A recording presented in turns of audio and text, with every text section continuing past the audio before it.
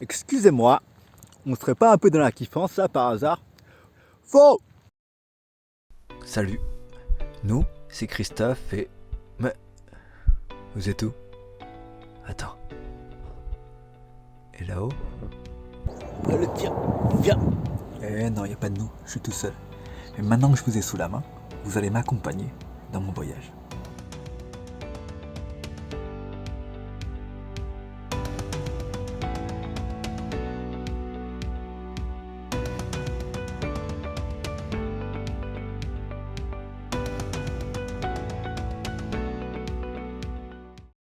Coucou! Là, ça fait une grosse semaine que je suis dans les montagnes de Montserrat. Et c'est magnifique, j'adore. Le calme et tout. La nature, les arbres, les cailloux. Mais il faut que je redescende en ville. Parce que il faut que j'achète des vivres.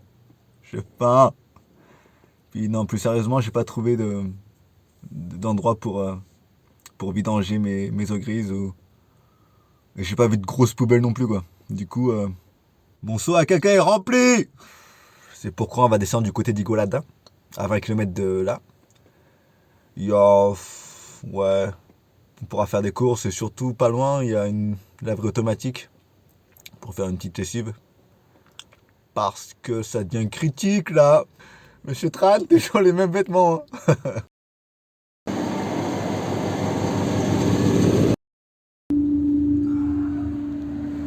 Ah, y a pas à dire, j'adore les journées lessives. Parce que tout sent bon dans le camion après.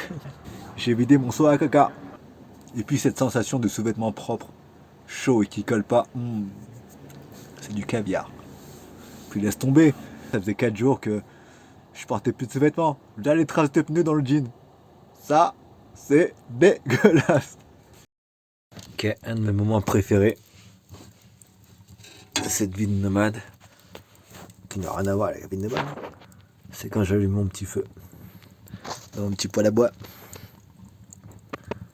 Alors qu'il fait même pas froid, juste pour le plaisir de sentir le bois brûler. 30 degrés, c'est abusé là. C'est infernal.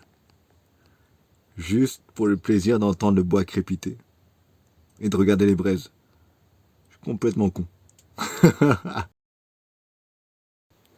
Regardez-moi ça, si c'est pas magnifique. Suspense, suspense.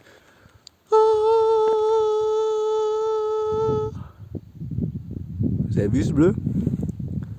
Bleu turquoise.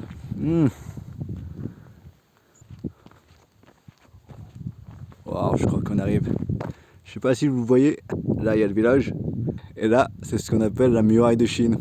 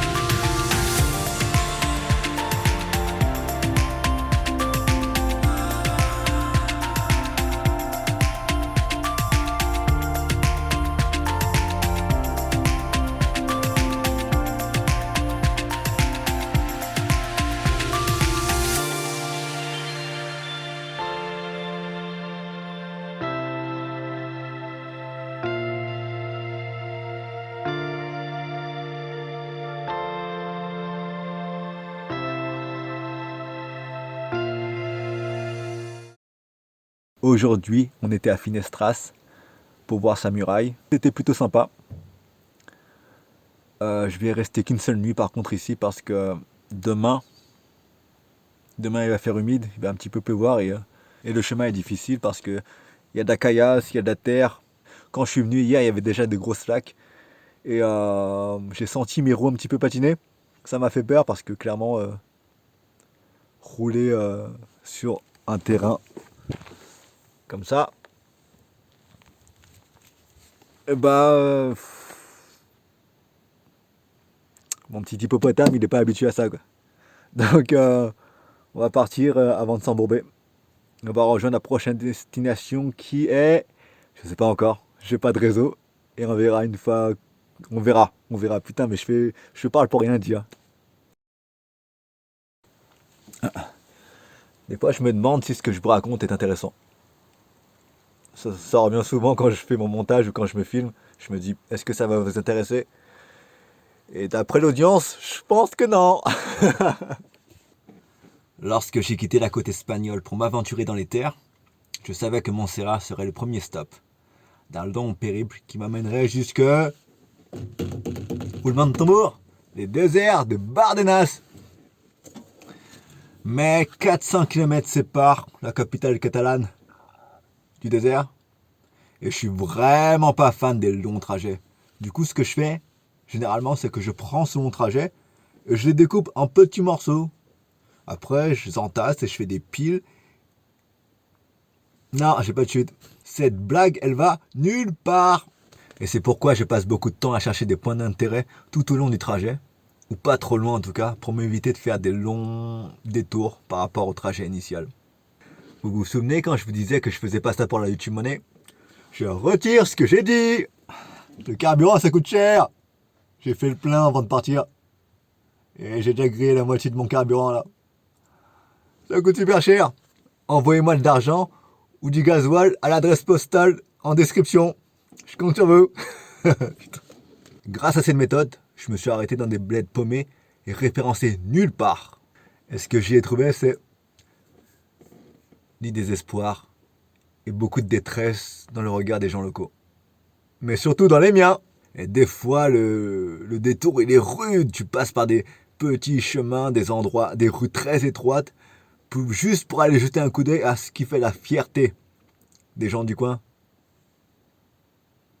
Avec du recul, je me dis juste que j'ai niqué du carburant et j'ai perdu mon temps, mais c'est une autre histoire. Merci la province. Merci la province. Non, je déconne. Où est-ce que je veux en venir avec ça? C'est simple.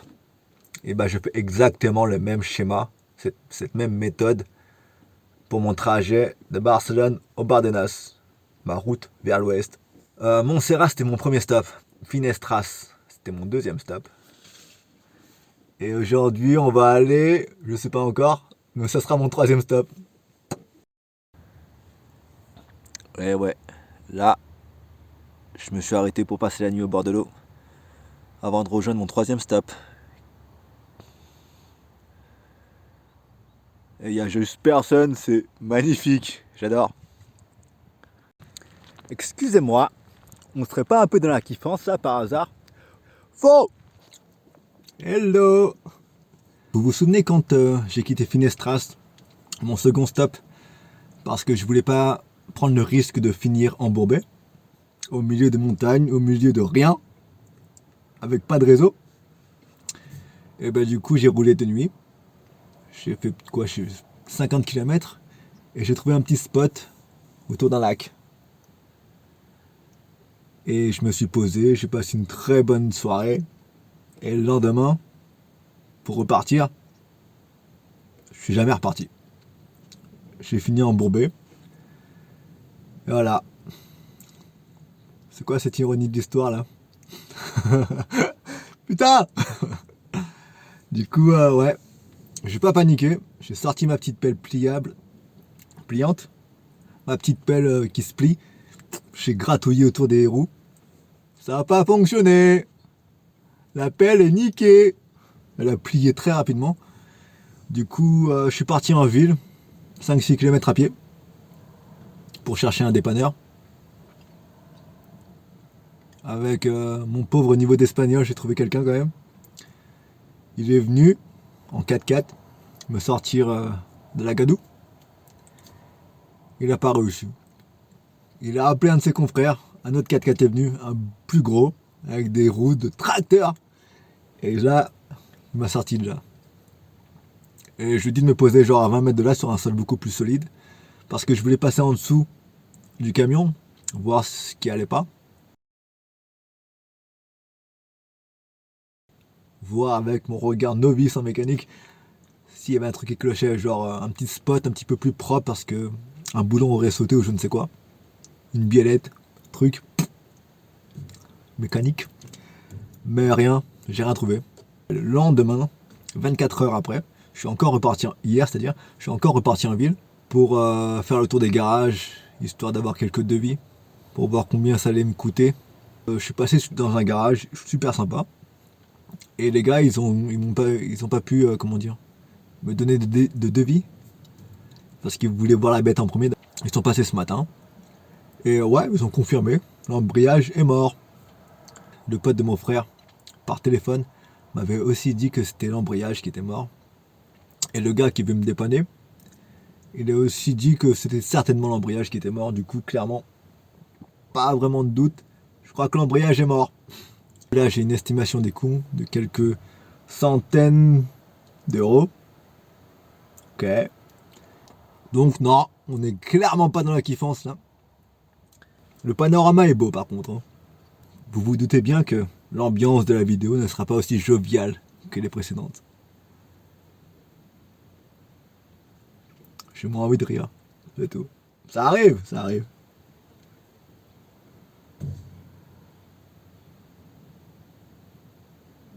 Van life. Putain.